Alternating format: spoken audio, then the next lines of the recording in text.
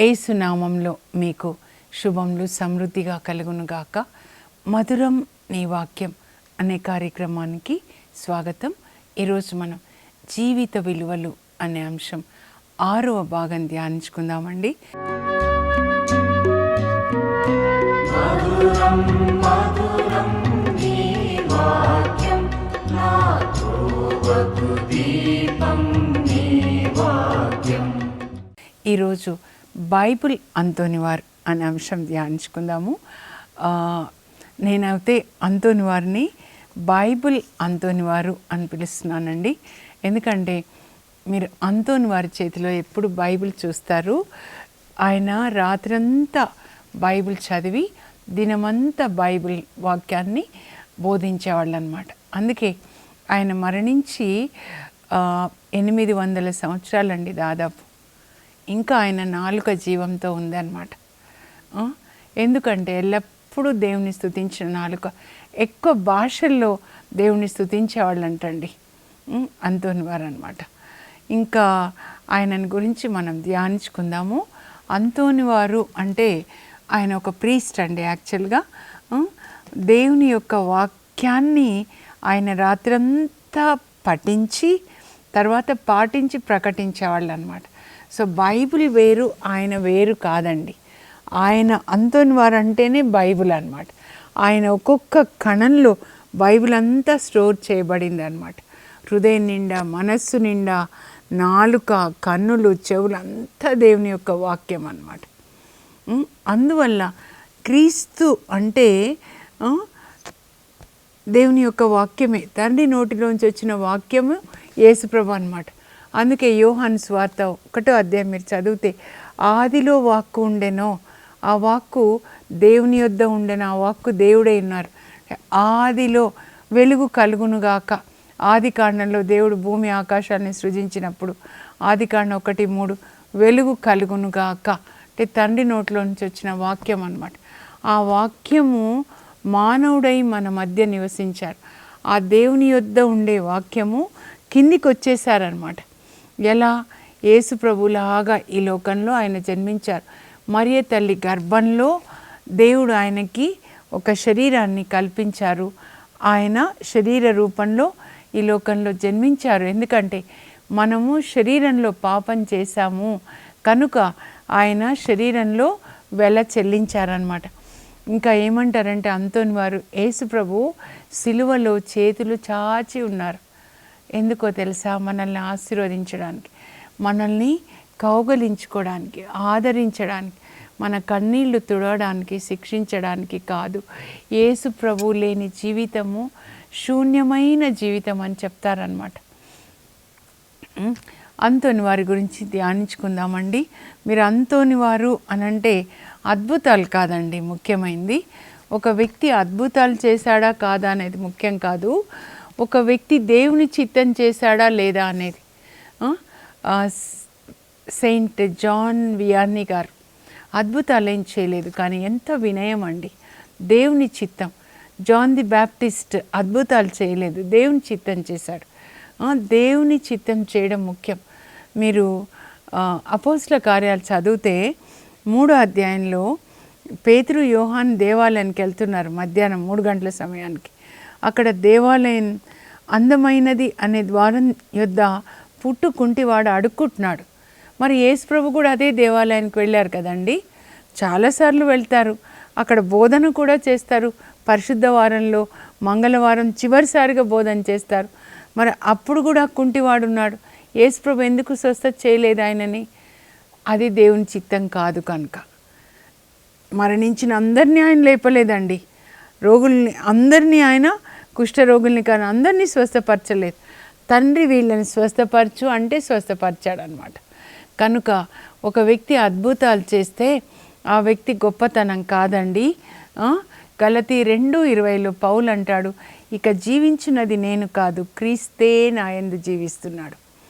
మీరేం అర్థం చేసుకోవాలంటే, యేసు ప్రభు అప్పుడు ఈ లోకంలో జన్మించినప్పుడు దేవుడు ఆయనకు ఒక శరీరాన్ని మరియ తల్లి గర్భంలో ఇచ్చారు. ఇప్పుడు ఆయన మన శరీరంలోనే జీవిస్తున్నాడు అన్నమాట. ఇక జీవించున్నది నేను కాదు, క్రీస్తే నా యందు జీవిస్తున్నాడు. కనుక ఇప్పుడు ఎవరి ద్వారా అద్భుతాలు జరిగినా పేతురు యోహాను కుంటివానికి కాళ్ళు ఇచ్చినప్పుడు ఏంటి వాళ్ళు ఆశ్చర్యపోతుంటే, ఆశ్చర్యపోవద్దు, మీరు ఏ యేసుని సిలువ వేశారో ఆ యేసు ప్రభు ఈయనకి స్వస్థతనిచ్చాడు. యేసు ప్రభు మనలో ఉంటున్నాడండి. ఇప్పుడు మనందరం కలిసి యేసు ప్రభు యొక్క శరీరం అన్నమాట. Mystic body of Christ. క్రీస్తు మనలో జీవిస్తూ మన ద్వారా అద్భుతాలు చేస్తున్నారు. అంతేకాని మనం కాదు, ఏ వ్యక్తి కాదండి. అద్భుతాలు ఏ వ్యక్తి ద్వారా జరగవు. క్రీస్తు యేసు ప్రభు నామంలో చేస్తారు. యేసు ప్రభువే స్వస్థపరుస్తారు, మనలో జీవిస్తూ స్వస్థపరుస్తారు అన్నమాట. అందుకే కొలోసి 1:27 పౌలు చెప్తాడు, Christ is in me the hope of glory. నిరీక్షణకు కర్త అయిన క్రీస్తు నాలో ఉన్నాడు. సెయింట్ ప్యాట్రిక్ గారి ప్రేయర్ కూడా అదేనండి. Christ is in me, Christ before me, Christ behind me, Christ above me, Christ below me, Christ around me. All the time he is aware of presence of Jesus with in me. అందుకే ఆయన కూడా చాలామందిని లేపుతారండి. పునీత Patrick గారు ఐర్లాండ్లో ఒక రాజు కొడుకు చనిపోతే కూడా లేపుతారనమాట. ఏంటి నువ్వు చాలామందిని లేపుతావు అంటే నిజమా అంటే, ఏమో నాకు తెలీదు, నాలో ఉన్న క్రీస్తే మరి, నేను కాదు అని. సమాధి తన కొడుకు రాజు కొడుకు మరణిస్తే సమాధి తవ్వమంటే తవ్వితే అప్పుడు యేసు నామంలో బయటికి రా, జీవంతో బయటికి రా అంటే వచ్చేసాడంట. ఇంకా ఒకసారి ఒక తల్లి బాబుని తీసుకొని వస్తుందంట, పాము ఖర్చిలా వెళ్ళిపోయింది, నా బాబు చనిపోయాడంటే ఆ బాబుని బ్రతికిస్తాడంట సెయింట్ ప్యాట్రిక్ గారండి. బ్రతికించిన తర్వాత ఎటు వెళ్ళిందమ్మా పాము అంటే ఇట్లా వెళ్ళిందండి, చెట్లలోకి వెళ్ళిపోయింది ఫాదర్ అంటే, యేసు నామంలో బయటికి రమ్మని పిలిచి ఆ పాముని పట్టుకొని, నిన్ను యేసు నామంలో ఆజ్ఞాపిస్తున్నాను, అవుట్ ఆఫ్ ఐలాండ్ దేశంలో మళ్ళీ రావద్దు, అవుట్, ఏ ఒక్క పాము ఉండడానికి వీల్లేదని. 4వ శతాబ్దం అనుకుంటా అండి, ఇఫ్ ఐఎమ్ నాట్ మిస్టేకెన్, నాకు గుర్తుంది కొద్దిగా. 4వ శతాబ్దంలో చెప్తే ఇప్పటికీ కూడా ఐర్లాండ్లో పాములు లేవంటండి. ఒక పునీతుడు, ఒక పరిశుద్ధుడు అనమాట. ఎవరు ఎట్లా పరిశుద్ధులు అవుతామండి మనము? మన సొంతగా కాము కదా, యేసు శిలువ రక్తం ద్వారా, ఆయన రక్తం మనల్ని ప్రతి పాపం నుంచి కడిగేస్తుంది. యేసు ప్రభు యొక్క రక్తం ద్వారా మనం పరిశుద్ధులుగా చేయబడతాం. ఆయన శిలువలో మన పాపం ఆయన తీసుకొని ఆయన నీతి వస్త్రాన్ని మనకి తొడిగాడు. అంటే రాజవస్త్రం. యేసు ప్రభు తండ్రి దేవుని కుమారుడు, రారాజు తన వస్త్రాన్ని మనకిచ్చాడు. మనల్ని పెళ్లి చేసుకున్నప్పుడు, ఇప్పుడు ఎస్తేర్ రాణిని పెళ్లి చేసుకుంటే అక్కడ పర్షియా రాజు ఆ రాజవస్త్రాన్ని ఆమెకి ఇస్తాడు, కిరీటాన్ని పెడతాడు, పట్టపురాణి కిరీటాన్ని. అప్పుడు ఆ రాజు వైభవం అంతా ఆమెకు వస్తుంది. అలాగే శిలువ చెంత యేసు రాజు తన వస్త్రాన్ని మనకి తొడిగాడు, రారాజు వస్త్రాన్ని, నీతి వస్త్రం, వివాహ వస్త్రం అని. అప్పుడు ఆయన స్టేటస్ మనకు వచ్చింది. ఆ విధంగా మనల్ని తండ్రితో ఆయన సమాధానపరుస్తాడు, నీతిమంతుడుగా మనల్ని చేస్తాడనమాట. అది ఆ అవేర్నెస్ మనం కలిగి ఉండాలండి. ఎవరి ద్వారా కాదు అద్భుతాలు, గ్లోరీ బిలాంగ్స్ టు గాడ్. దేవునికి మహిమ, ఆయన అద్భుతాలు చేసే దేవుడు అనమాట. దేవుడు అద్భుతాలు చేశారు. పాత నిబంధనలో కూడా మోషే ద్వారా చేశారు. సో అద్భుతాల మోషే అనట్లేదు మనం, దేవుడు అద్భుతాలు చేశారు. మోషే ద్వారా సముద్రాన్ని చీల్చాడు. అంత గొప్ప అద్భుతాలు మరి అక్కడ ఐగుప్తులో చేస్తారు కదా, మన్నాన్ని కురిపిస్తారు. 40 సంవత్సరాలు మేఘస్తంభమై అగ్నిస్తంభమై ఇజ్రాయెల్ ప్రజల్ని నడిపిస్తారు. ఒక్కరికి కూడా అనారోగ్యం రాదు, వాళ్ళ బట్టలు చిరిగిపోలేదని, చెప్పులు అరిగిపోలేదని చెప్తారు. అన్ని అద్భుతాలు అన్నమాట. అయితే వాళ్ళు ఏం చేస్తున్నారంటే దేవునికి విధేయించారండి. పాత నిబంధనలో మోషే దేవుని యొక్క సన్నిధిని కలిగి ఉన్నాడు. ఇక్కడ క్రొత్త నిబంధనలో మనం దేవుని లోపల కలిగి ఉన్నాం. త్రియేక దేవుని పండుగ కొనియాడతాం, ప్రతిరోజు కొనియాడాలండి. పరిశుద్ధ ఆత్మ మనలోనికి వచ్చినప్పుడు యేసు ప్రభుని మనలో ప్రతిష్ఠిస్తాడంటే వాక్యం అన్నమాట. యేసు ప్రభు తండ్రి, కుమార, పరిశుద్ధ ఆత్మలు మనలో నివసిస్తారు. మనమే ఆ త్రియేక దేవుని ఆలయం. యోహాన్ 14:23 యేసు ప్రభు చెప్తాడు, మీరు నన్ను ప్రేమిస్తే నా ఆజ్ఞల్ని పాటిస్తారు, అప్పుడు మేమొచ్చి వానితో నివసించదము. త్రియేక దేవుని యొక్క ఆలయంగా మనం ఉండాలి. అలా ఉన్నారండి. అంతోని వారు క్రీస్తు శకం 1195లో 15th ఆగస్ట్ అనమాట. ఆయన పోర్చుగల్ రాజధాని అయిన లిస్బన్లో చాలా పెద్ద ప్యాలెస్లో జన్మిస్తారండి. ఈ శౌరి వారు కూడా ఒక శౌరి అనే కోటలో జన్మిస్తారు. జాన్ ది బ్రిటో గారు, వీళ్ళంతా చాలా రాజ కుటుంబాలకి చెందిన బిడ్డలు అనమాట. అయితే వాళ్ళ అమ్మ ఎంతగా ప్రార్థనలో పెంచుతుందంటే శౌరి వారు కానీ, అంతోని వారు కానీ, జాన్ ది బ్రిటో కానీ పునీతుల జీవితాలు చదివితే వాళ్ళకి ఊహ తెలిసినప్పటి నుంచి మోకరించి పిల్లలకి పరలోక ప్రార్థన, మంగళవార్త జపము, త్రిత్వైక దేవుని ప్రార్థన, ఇవన్నీ కూడా 10 ఆజ్ఞలు మోకరించి ప్రార్థన నేర్పించిన తల్లులండి. అందుకే అంతోని వారి వాళ్ళ మమ్మీ సమాధి మరి ఆ దేవాలయంలో here lies the mother of Saint Anthony అని సమాధి మీద రాస్తారంటండి. తల్లులు అట్లా పెంచుతారనమాట. అలా ఉండేవి. అయితే ఆ రోజులలో స్కూల్స్ ఏమీ ఉండేవి కాదండి. కెథీడ్రల్ చర్చి కాంపౌండ్లోనే స్కూల్ కూడా ఉండేదన్నమాట. ఇప్పుడు మనకు కూడా ఉంటాయి చూడండి అలా. అప్పుడు ఇంకా అందరూ కూడా చదువుకోవాలనే రూల్స్ కూడా ఉండేది కాదు. 13వ శతాబ్దం అన్నమాట ఇది. అయితే వీళ్ళు రాజకుటుంబానికి చెందిన వాళ్ళు కనుక స్కూల్కి పిల్లల్ని పంపించేవాళ్ళు. అక్కడ పెద్దగా హిస్టరీ, సైన్స్, తర్వాత లాటిన్ నేర్పించేవాళ్ళండి. అప్పటి రాజభాష కాబట్టి. ఇంకా చర్చి స్కూల్ కనుక ఎక్కువగా విశ్వాసాన్ని గురించి చెప్పేవాళ్ళు. 10 ఆజ్ఞలు కానీ దేవుని గురించి ఎక్కువగా చెప్పేవాళ్ళు. అందువల్ల ఇంట్లో మమ్మీ, తర్వాత స్కూల్లో మరి టీచర్స్ కూడా చెప్తున్నారు కనుక ఆయనకి చిన్ననాడే విశ్వాస బీజాలు నాటబడ్డాయి. ఆ చిన్ననాడే ఎంత ఇష్టం ఆయనకి జీసస్ అంటే, లంచ్ బ్రేక్లో టైం దొరికినప్పుడల్లా చర్చి ఓపెన్గా ఉండేది, వెళ్ళి ప్రార్థించుకునేవాడు అనమాట. అంతగా ఇష్టం. ఇంకా బైబిల్ అంటే చాలా ఇష్టం అంటండి. పూజలో వత్తాసు చేసేవాడు అనమాట. ఒకసారి పూజ అయిపోతుంది, అందరూ వెళ్ళిపోతారు. ఈ చిన్న పిల్లవాడు ఆ పూజ బలిపీఠానికి ముందు మెట్లు ఉంటాయి కదా, ఆ మెట్ల మీద మోకరించి ప్రార్థిస్తున్నాడంట. ప్రార్థిస్తున్నప్పుడు సైతాన్ వచ్చేసాడంట. వచ్చి జుయ్యని ఒక పురుగులాగా చుట్టూ తిరుగుతున్నాడంట. ఎంతసేపటికి పోకపోతే అప్పుడు ఆ మెట్ల మీదనే ఇదో నజరేడైన యేసు యూదుల రాజు, నా రక్షకుడు అని సిలువ గుర్తు వేయగానే సైతాన్ పారిపోయాడంట. అంతని వారు ఏం చెప్తారంటే, ఇదో సముద్రపు అలలు ఎంత ఎత్తుగా లేచినా ఆ సముద్ర తీరానికి చేరగానే అవి అణగారిపోతాయి. అలాగే సైతాను ఎంత భయంకరంగా భక్తుడిని శోధించిన యేసుక్రీస్తు నామం చెప్పగానే వాడు పారిపోతాడు అని బోధించేవాళ్ళు అనమాట. ఇంకా తర్వాత ఆయన చిన్నగా ఉన్నప్పుడే అండి, ఒకసారి భిక్షగాడు వస్తాడంటే వాళ్ళ ఇంటికి.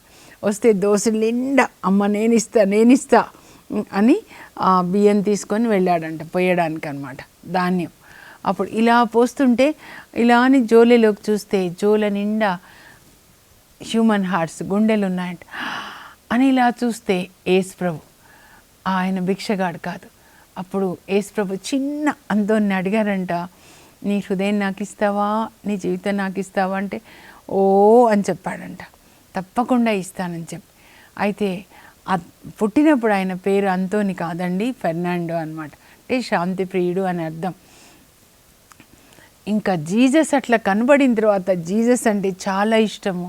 చిన్నప్పటి నుంచి బైబిల్ అంటే చాలా ఇష్టం అండి. ఇంకా ఆ స్కూల్లో చదువు అయిపోగానే సెమినారీలో చేరుతాడు. అగస్టిన్ మఠంలో ఫాదర్ అయిపోతాడనమాట. ఫాదర్ అయిన తర్వాత అతన్ని రిసెప్షనిస్ట్ అంటే ద్వారపాలకుడు అంటారు. ఎవరెప్పుడు వచ్చినా రిసీవ్ చేసుకోవడం. ఆ రోజులలో ఎట్లా ఉండేవంటే మఠాలు కానీ క్రైస్తవ కుటుంబాలు కానీ ఎప్పుడు ఎవరు వచ్చినా కూడా వాళ్ళకి అతిథి సత్కార్యాలు చేయాలి, అది ముందు నేర్పించేవాళ్ళు అనమాట. సువార్త అంటే దేవుని ప్రేమ, యేసుప్రభు ప్రేమను అందరికి అందించడం. సో ఏ టైంలో రాత్రిలో విజిటర్స్ వచ్చినా వాళ్ళకి అన్నం పెట్టడము, పడుకోవడానికి వసతి ఏర్పాటు చేయడం అలా ఉండేవి అనమాట. ఒకరోజు రాత్రి అర్ధరాత్రి సమయానికి తలుపు కొడతారంటండి. ఎవరనంటే ఇద్దరు ఫ్రాన్సిస్కన్ మఠానికి చెందిన వాళ్ళు అనమాట. అప్పుడు వాళ్ళకి భోజనం కోసమని వాళ్ళు అడిగితే భోజనం పెడతాడంట. మీరు ఇప్పుడు ఇంత రాత్రిలో ఎట్లా వచ్చారనంటే, సువార్త బోధన కొరకు వెళ్ళి వస్తున్నాము. అయితే మేము భిక్షాటన మీదనే మేము బ్రతుకుతాం. ఫ్రాన్సిస్ గారు మాకు చెప్పారు, ఏమీ లేకుండా ఉండడంలో ప్రతి విషయానికి దేవుని మీద ఆధారపడి జీవించాలి, అప్పుడు మనకి సంతోషంగా ఉంటుంది ఏమీ లేకుండా ఉంటే అని. ఎందుకంటే వాళ్ళు ముతక వస్త్రాలు వేసుకుంటారు, చెక్క చెప్పులు తొడుక్కుంటారు, కాళ్ళకి నడుముకి రాళ్ళు కట్టుకొని ఉంటారనమాట. అంటే మన శరీరాన్ని ఇలా నలగొట్టుకోవాలి, అప్పుడు యేసు ప్రభు మనలో జీవిస్తారని చెప్పారు. అప్పుడు ఆయన అనుకుంటాడు, అయ్యో ఆ సభలో చేరితే బాగుండు అని. అలా మొదటిసారి అనుకుంటాడు. తర్వాత ఒక 5 ఫాదర్స్ అనమాట, ఫ్రాన్సిస్కన్ ఫాదర్సే. వాళ్ళు ఆఫ్రికాలో ఒక ముస్లిం కంట్రీకి వెళ్తున్నారంటండి, మొరక్కో కంట్రీ పేరు, సువార్త బోధించడానికి అనమాట. అప్పుడు వాళ్ళు చెప్తారంట, మరి ఆ కంట్రీకి వెళ్తున్నారు, చాలా కష్టం కదా అంటే, పర్వాలేదు యేసు ప్రభు కొరకు మరణించడానికి మేము సిద్ధంగా ఉన్నామని. వాళ్ళు వెళ్తారండి. వెళ్ళిన తర్వాత అక్కడ రాజు మీరు సువార్త బోధించొద్దని సుల్తాను చెప్పినా కూడా వీళ్ళు బోధిస్తుంటే వాళ్ళని చంపేస్తాడనమాట.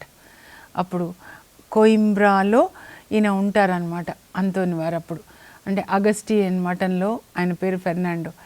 ఆయనకి తెలుస్తుంది. అప్పుడు ఈ కోయింబ్రా రాజు చాలా డబ్బు కట్టి మొరక్కో రాజుకి ఫ్రాన్సిస్కన్ ఫాదర్ల మృతదేహాలు 5 తీసుకొని వస్తే దేవాలయంలోనే రాజే సమాధి చేస్తాడండి. అంత ఇష్టం అనమాట రాజుకి. అప్పుడు అంతోని వారు వాళ్ళ సమాధుల దగ్గరికి వెళ్ళి ప్రార్థన చేస్తాడు దేవునికి, యేసయ్యా నేను కూడా వీళ్ళలాగానే మీ కొరకు ప్రాణాలు ఇస్తానని. ఇంకా అప్పుడు ఆయన అనుకుంటాడు, ఇలా మరణించాలి యేసు ప్రభు కొరకు అంటే ఫ్రాన్సిస్కన్ సభలో చేరాలని. అప్పుడు ఇక్కడ పర్మిషన్ తీసుకొని ఫ్రాన్సిస్కన్ సభలో చేరుతాడండి. అప్పుడు ఆయన పేరు అంతోనిగా మార్చుకుంటారు. అప్పటి వరకు ఫెర్నాండో అనమాట. సో ఇక్కడ కూడా ఆయన మరి కిచెన్లో గిన్నెలు తోమే పని అట్లా ఇస్తారండి ఫ్రాన్సిస్ ఆఫ్ అసిసి గారు అనమాట. ఎందుకంటే అంతోని వారికి చాలా జ్ఞానం ఉంటుంది, బైబిల్ జ్ఞానం గమనిస్తాడనమాట. అయితే ఒకసారి బిషప్ గారు రావాలి, ఫాదర్స్ అవుతూ ఉన్నారంట, బిషప్ గారు రాలేకపోతారు. అప్పుడు ఏం చేయాలని ప్రార్థిస్తుంటే దర్శనంలో అంతోని వారు ప్రసంగం చెప్పినట్లుగా చూపిస్తారు. అప్పుడు అంతోని వారి దగ్గరికి వచ్చి, బిషప్ తండ్రి గారు రాలేకపోయారు, నువ్వు వాక్యం చెప్పాయా అంటే చెప్తే అది విని అమ్మో ఎంత బైబిల్ జ్ఞానం ఉంది అని మై బిషప్ అని పిలిచి సెమినేరియన్స్కి వాక్యం చెప్పించేవాళ్ళంట. మై బిషప్ అని అంతోని వారిని పిలిచేవాళ్ళంట. దేవుడు అంతోని వారితో మాట్లాడతారంట, నాన్న నీవు సువార్తని బోధించు, దేవుని యొక్క వాక్యం అనే ఖడ్గంతో సైతాన్ రాజ్యాన్ని కూల్చేయాలి అని చెప్పినప్పుడు ఇంకా సైతాన్ రాజ్యాన్ని కూల్చివేయడానికి, ప్రజల్ని దేవుని వైపు తిప్పడానికి ఒకే ఒక ఆయుధం అనుకుంటాడు, దేవుని యొక్క వాక్యం అన్నమాట. రాత్రంతా బైబిల్ చదువుకుంటాడంట. ఏమంటాడంటే బైబిల్ గ్రంథంలో ప్రతి పేజీలో యేసు ప్రభు కనబడతారు, కానీ జ్ఞానం కలిగి ఉండడం కంటే దాన్ని పాటించాలి అని చెప్తాడనమాట. రాత్రంతా బైబిల్ చదువుకొని దినమంతా బైబిల్ గ్రంథాన్ని బోధించేవాడంటండి. బోధిస్తున్నప్పుడు వేల మంది యేసు ప్రభుతో కనెక్ట్ చేసేవాడంట. ఒకసారి ఆయన సువార్త బోధిస్తున్నప్పుడు చాలా పెద్ద వర్షం అంట. అప్పుడు యేసు నామంలో వర్షం ఆగిపోను గాక అని ప్రార్థించగానే వాళ్ళు ఎంతవరకు కూర్చుంటారో అవుట్ సైడ్ అనమాట, బయట మైదానంలో వాళ్ళు కూర్చున్న చోట వర్షం లేదంటండి. తర్వాత సువార్త అయిపోయిన తర్వాత అప్పుడు వర్షం వస్తుందంట. ఇంకా ఒకసారి రిమిని ప్రాంతంలోకి వాక్యం చెప్పడానికి వెళ్తే వాళ్ళు ఏంటయ్యా ఊరికే ఏంటి నీ సోది ప్రార్థన బైబిల్ అంట పో అన్నారంట. అది మరి ఒక నది ప్రక్కన ఉంటుందన్నమాట. అప్పుడు ఆ నది ప్రక్కన నడుస్తూ నదిలో ఉన్న చేపలారా, సముద్రంలో చేపలారా రండి, మీకు సువార్త బోధిస్తాను, ఈ మనుషులకు వద్దంట అనగానే 100 కొలది చేపలు వచ్చేస్తాయంటండి. ఒక్క మాటకి వచ్చి ఇంత చేప ఇంత ఉంటే వాటి తలలన్నీ బయట పెడతాయంట. పెట్టి దేవుడు ఎంత గొప్పవాడు కదా, మీకు ఎంత మంచి శరీరం ఇచ్చారు కదా, నీళ్ళలో మంచి ఆహారం ఇచ్చారు, దేవుని స్తుతించండి అంటే అవి ఇలా తలలుపాయంట. జీసస్కి మీరంటే ఎంత ఇష్టమో, 5,000 మందికి ఆహారం పెట్టాలంటే మిమ్మల్నే వాడాడు, ట్యాక్స్ కట్టాలంటే మీరే కదా ఇచ్చారు, యోనాను కాపాడాలంటే కూడా మీరే కదా, మీకు ఎంత మంచి శరీరం, చక్కగా నదిలో నీళ్ళలో ఇలా ఇలా మీరు స్విమ్మింగ్ చేయడానికి, ఈత కొట్టుకుంటూ నడవడానికి మీకు ప్రతిరోజు ఆహారం ఇస్తున్నాడు. దేవుని స్తుతించండి అంటే అలాగే దేవుని స్తుతించారంటండి. అప్పుడు ఇన్ని చేపలు వినడం చూసి ఆ ప్రజలు వచ్చి మళ్ళా అంతోని వారి యొక్క వాక్యాన్ని వినడానికి వాళ్ళు వచ్చి సారీ ఫాదర్ అని చెప్పి వాక్యం విన్నారంట. ఇంకా అంతోని వారి సురూపంలో బాలయేసుని ఎత్తుకున్నట్లుగా ఉంటుంది కదండి. ఆ తర్వాత ఆ బాలయేసు మరి బైబిల్ మీద ఉంటారు కదా. మా హస్బెండ్ అడిగారు అనమాట ఒకసారి, జోజప్ప గారంటే బాలయేసు పెంపుడు తండ్రి, ఆయన బాలయేసుని పెంచారు కదా, మరి అంతోని వారు 13వ శతాబ్దం అంటున్నావు కదా, మరి ఆయన బాలయేసుని ఎట్లా ఎత్తుకున్నారు? నేను అప్పుడు చెప్పాను, ఎత్తుకోలేదండి. అంతోని వారు తనకి అనారోగ్యంగా ఉన్నప్పుడు తన ఫ్రెండ్ వాళ్ళ మామిడి తోటకి వెళ్తారు రెస్ట్ తీసుకోవడానికి. ఆ మామిడి తోట ఒక చెట్టుకి మంచలాగా చిన్న కుటీరం ఉంటుందన్నమాట. సో అక్కడ తన ఫ్రెండ్ టిస్సో అనమాట, ఫాదర్ మీరు రెస్ట్ తీసుకోండి, ఎక్కువ సువార్త బోధించడం అనమాట, రెస్ట్ తీసుకోండి, కొంచెం అనారోగ్యంగా ఉంది అంటే అక్కడ ఆయన రాత్రంతా రాత్రి బైబిల్ చదువుతున్నాడంటండి.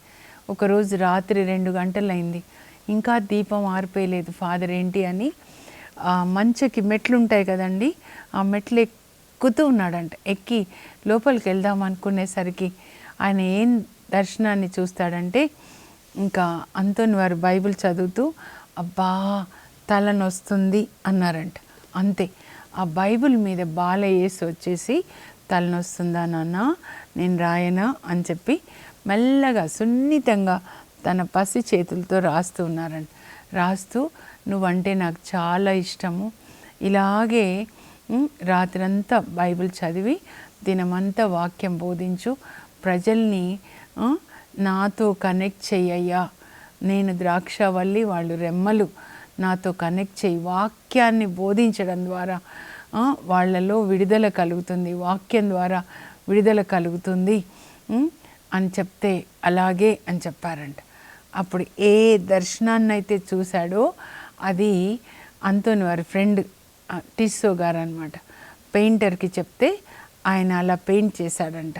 బైబిల్ చదువుతున్నాడు, బైబిల్ మీద బాలయేసు వచ్చేసి ఆయనని యాక్చువల్గా ఇలా రాయడం అనమాట.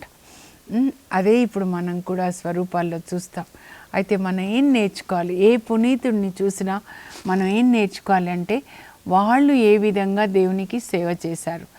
బైబిల్ అంతోని వారు, సో మీరు కూడా బైబిల్ అని ఆయన రాత్రి బైబిల్ చదువుకున్నారు, దినంలో వాక్యాన్ని ప్రకటిస్తున్నారు.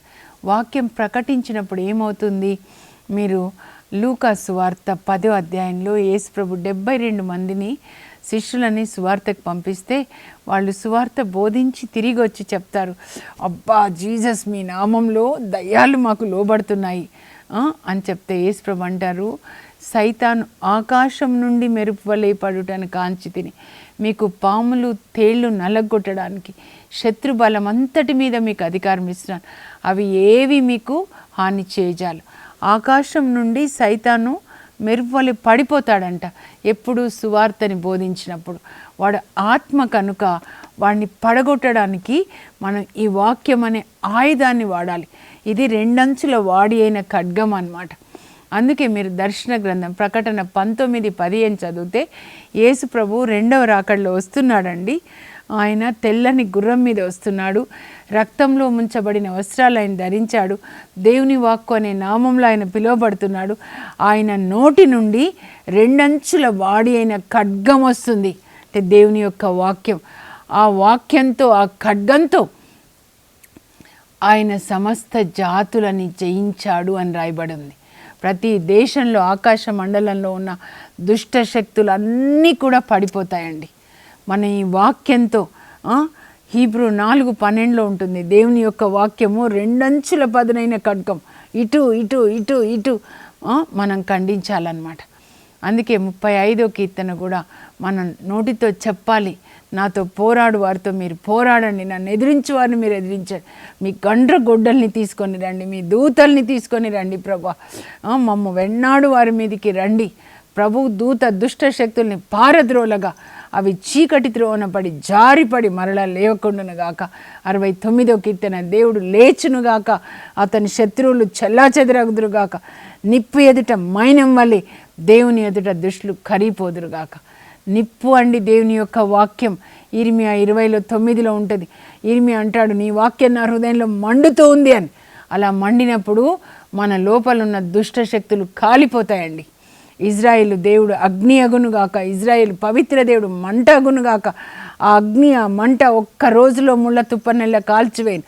లోపల వస్తున్న శోధనలు, పిచాచి శక్తులు అన్నీ కాలిపోతాయన్నమాట. అందువల్ల అంతోని వారి నుంచి మీరు నేర్చుకోవాల్సింది ఏంటంటే, దేవుని యొక్క వాక్యాన్ని మీరు పఠించండి, పాటించండి, ప్రకటించండి. ఇంకొకటి కాదు. ఎజ్రా గ్రంథం 7:10లో ఎజ్రా ధర్మశాస్త్రంను నిష్ఠతో పాటించి ప్రకటించాడు. అంతోని వారు అదే చేశారు, దావీదు అదే చేశాడు. మనం కూడా అదే చేయాలి. మీ హృదయం నిండా దేవుని యొక్క వాక్యం ఉండాలి. ఆ వాక్యాన్ని పాటించాలి, ప్రకటించాలి. You are called only for that purpose. అందుకే జాషువా 1:8లో ఈ ధర్మశాస్త్ర గ్రంథాన్ని నీ కన్నుల ఎదుట నుంచి ప్రక్కకి తొలగిపోనివ్వకు, దాన్ని పఠించు, దినము రాత్రి కూడా పాటించు, అప్పుడు నీకు జయం కలుగుతుంది. 1వ కీర్తనలో కూడా అదే చెప్తారు 2 నుంచి. ఈ ధర్మశాస్త్రంను నిత్యము పాటించువాడు ఏటి ఒడ్డున నాటిన చెట్టులాగా, ఆ చెట్టు ఆకులు వాడక సకాలంలో ఫలాలనిస్తాయి, అతడు ఎప్పుడూ విజయాన్ని పడయుతాడు అని రాయబడి ఉంటుందండి. ఆయన 36 సంవత్సరాల వయసులో పరలోకానికి వెళ్తాడు. జూన్ 13th అన్నమాట. మరణించాడు అని చెప్పనండి, ఎందుకంటే మరణం కాదండి, ఇది బర్త్డే హెవెన్లో అనమాట. మన అడ్రస్ భూమిలోకం నుంచి పరలోకానికి మారుతుంది అంతే. బిల్లీ గ్రాహం గారు వాళ్ళ కొడుక్కి చెప్పారంట 100 years అప్పుడు, తను మరణించే ముందు, మా నాన్న చనిపోయాడు అనకు, మా నాన్న అడ్రస్ భూలోకం నుంచి పరలోకానికి మారింది అని. అప్పుడు మహిమలో ప్రవేశించాడు అనాలన్నమాట.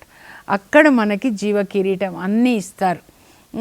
13th ఆయన పరలోకానికి వెళ్ళాడు. 17th జూన్ మంగళవారం సమాధి చేస్తారు. అప్పుడు అనేక అద్భుతాలు జరుగుతాయి.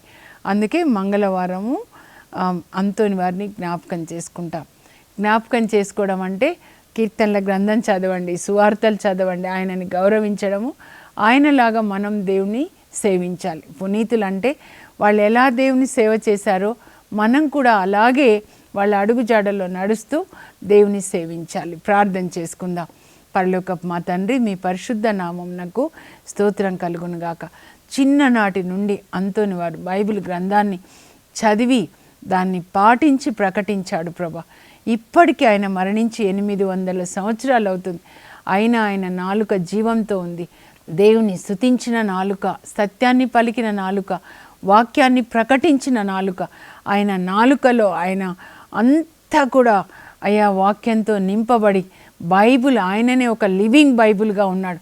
మా అందరికీ ఆయన ఒక ఇన్స్పిరేషన్గా ఉండును గాక. యవ్వనస్తులకి ప్రభా, పరిశుద్ధాత్మదేవ ఈ యొక్క వాక్యాన్ని వాళ్ళ హృదయాల్లో, మనసుల్లో నాటి నాయన మనసులో రాసి, వాళ్ళు కళ్ళతో బైబిల్ చదివి, నాలుకతో చెప్పి, చెవులతో విని, దాన్ని ధ్యానించుకొని పాటించే కృప దయచేయండి.